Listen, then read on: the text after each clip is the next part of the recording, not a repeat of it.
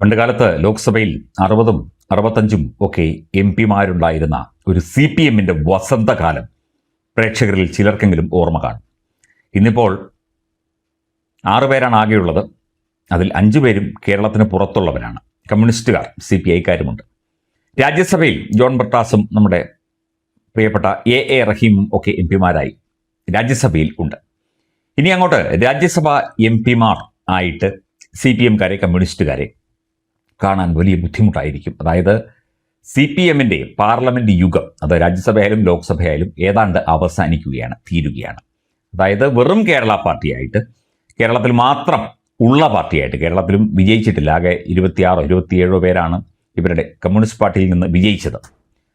എണ്ണത്തിൽ മാറ്റമുണ്ടായേക്കാം, പെട്ടെന്ന് പറഞ്ഞപ്പം അങ്ങനെ ആയതാണ്. എന്തൊക്കെയായാലും CPM യുഗം ഇന്ത്യയിൽ സമ്പൂർണ്ണമായി അവസാനിക്കുകയാണ്. ബംഗാളിലോ ത്രിപുരയിലോ അല്ലെങ്കിൽ നേരത്തെ വലിയ സാന്നിധ്യമുണ്ടായിരുന്ന ആന്ധ്രാപ്രദേശിലോ ബീഹാറിലോ ഒന്നും ഇനി രക്ഷയില്ല.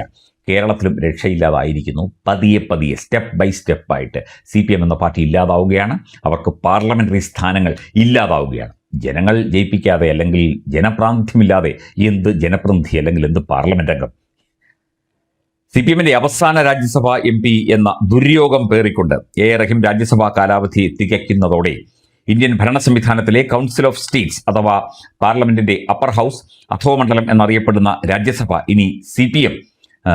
ഇനി അവർക്ക് CPM പ്രാതിനിധ്യം ഉണ്ടാകില്ല. CPM പ്രതിനിധികൾ രാജ്യസഭയിൽ ഉണ്ടാകില്ല. അപ്പോൾ ഇംഗ്ലീഷൊന്നും പറഞ്ഞ് വിഷമിക്കേണ്ടി വരില്ല A റഹീമിന്.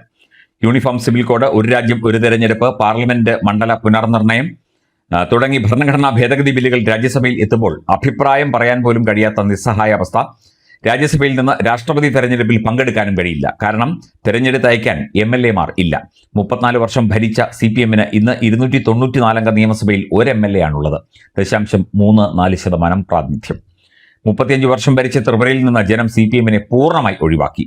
സത്യാനന്തര കാലത്ത് കേരളത്തിൽ 28 MLA-മാർ. ഒരു കാലത്ത് പാർലമെന്റിലെ മുഖ്യ പ്രതിപക്ഷ കക്ഷിയായിരുന്ന മാർക്സിസ്റ്റ് പാർട്ടി ഇത്രമേൽ ഇഷ്ടമായതിനാൽ ജനങ്ങൾ പടവലങ്ങയെ പോലെ താഴോട്ടാണ് വളർത്തിയത് എന്ന് പരിഹസിച്ചുകൊണ്ട് സർക്കാസ്റ്റിക്കായിട്ട് ഒരു സുഹൃത്ത് ഒരു കുറിപ്പ് എഴുതിയിരിക്കുന്നു. ഇന്ന് കേരള CPM-ന് പാർലമെന്റിൽ, ലോക്സഭയിൽ ശേഷിക്കുന്ന ഒരു തരി കനലായ രാധാകൃഷ്ണന്റെ നിശബ്ദ സാന്നിധ്യം മാത്രം. തിരുവനന്തപുരം കോർപ്പറേഷനിൽ നിന്ന് CPM-നെ ജനം പുറത്താക്കി BJP-യെ ഭരണത്തിലേറ്റി. പാർട്ടി ഗ്രാമങ്ങൾ ഉൾപ്പെടുന്ന തൃക്കരിപ്പൂരും പയ്യന്നൂരും തളിപ്പറമ്പും വരെ തോറ്റ് തുന്നമ്പാടി. സൈലന്റ് വാലിയിലെ സിംഹവാലൻ പൂർവികന്റെ അവസ്ഥയിലേക്ക് CPM എന്ന പാർട്ടി എന്നേ മാറിക്കഴിഞ്ഞു. കൂലങ്കഷമായി ചർച്ച ചെയ്ത് അവസാനം പാർട്ടിയെ പരാജയപ്പെടുത്തിയ കാരണം വ്യക്തിയൊക്കെ നേരത്തെ കണ്ടുപിടിച്ചതാണ്. അത് വെള്ളാപ്പള്ളി നടേശൻ എന്ന SNDP യോഗം ജനറൽ സെക്രട്ടറി കാരണമാണ് തോറ്റത്. അദ്ദേഹത്തെ കാറിൽ കയറ്റി അദ്ദേഹം പറഞ്ഞ ചില പരാമർശങ്ങൾക്ക് കൃത്യമായി മറുപടി കൊടുക്കാൻ സാധിച്ചില്ല, അദ്ദേഹം പറഞ്ഞതിനെ ഖണ്ഡിച്ചില്ല തുടങ്ങിയ കാരണങ്ങൾ നിരത്തിക്കൊണ്ട് ഇപ്പോൾ ഈ തോറ്റതിൻ്റെ കാരണം മറ്റ് അണികളെ, കുറേ അണികൾ കുറച്ചുപേരുണ്ടാവുമല്ലോ, അവരെയൊക്കെ ബോധ്യപ്പെടുത്തിക്കൊണ്ട് അല്ലെങ്കിൽ തെറ്റായ രീതിയിൽ അവരുടെ കണ്ണിൽ പൊടിയിട്ടുകൊണ്ട് അവരെ പറ്റിച്ചുകൊണ്ട് വഞ്ചിച്ചുകൊണ്ട് വീണ്ടും മുമ്പോട്ട് പോവുകയാണ്. LDF ഒരു യോഗം വിളിക്കാൻ പറഞ്ഞിട്ട് ഇതുവരെ വിളിച്ചിട്ടില്ല. തോറ്റ് തുന്നമ്പാടിയിട്ടും അതും ഇതും പറഞ്ഞ് ഓടി നടക്കുകയാണ്. ക്രിയാത്മകമായൊരു പ്രതിപക്ഷമാകാൻ, കാര്യങ്ങൾ വ്യക്തമായി പറയാൻ പറ്റുന്ന, കെൽപ്പുള്ള, തൻ്റെ ഇടമുള്ള ഒരു പ്രതിപക്ഷ നേതാവാകാൻ പോലും പിണറായി വിജയന് പറ്റുന്നില്ല. അവിടെയും ഇവിടെയും നടന്ന് എന്തെങ്കിലുമൊക്കെ പ്രതിസന്ധികൾ ഉണ്ടാക്കി സമൂഹ മാധ്യമങ്ങളിലൂടെ അതും ഇതുമൊക്കെ വിളിച്ചു പറഞ്ഞ്, ചർച്ചകളിൽ പങ്കെടുത്ത് ഭൂലോക പൊട്ടത്തരങ്ങൾ വിളിച്ചു പറഞ്ഞ്, ഞങ്ങൾ ഒപ്പിട്ട് തള്ളിയ കരാറാണെന്നാണ് പറയുന്നത് PM ശ്രീ പദ്ധതിയുമായി ബന്ധപ്പെട്ട കരാർ. ഒപ്പിട്ടിട്ട് ആരെങ്കിലും തള്ളുമോ? ഒപ്പിട്ടാൽ അത് അംഗീകരിച്ചു എന്നല്ലേ? അത് മനസ്സിലാക്കാനുള്ള സാമാന്യ ബുദ്ധി കേരളീയർക്കുണ്ട് എന്നുള്ള കാര്യം ഇനിയും CPM നേതാക്കൾക്ക് ബോധ്യപ്പെട്ടിട്ടില്ല. അതൊരിക്കലും അവർക്ക് ബോധ്യപ്പെടുകയുമില്ല. എന്തിന്? തെരഞ്ഞെടുപ്പിൽ തോറ്റു എന്ന് പോലും അവർക്ക് ബോധ്യപ്പെട്ടിട്ടില്ല. അവർ സമ്മതിച്ചിട്ടില്ല, അവർ അംഗീകരിച്ചിട്ടില്ല ആ തോൽവി. മമതാ ബാനർജി പിന്നെ പരസ്യമായി വിളിച്ചു പറഞ്ഞു ഞാനാ ജയിച്ചത് എന്ന്. ഇതതുമില്ല. ഇത് വളരെ ക്രിയാത്മകമായ ചില പ്രതിഭാസങ്ങളുടെ ഭാഗമായി എന്നൊക്കെ പറഞ്ഞ് മനുഷ്യന് കേട്ടാൽ മനസ്സിലാകാത്ത ഭാഷയിൽ എന്തെങ്കിലുമൊക്കെ വിളിച്ചു പറയുകയാണ്. ഈ വൈരുദ്ധ്യാത്മിക ഭൗതികവാദം പോലെയൊക്കെ.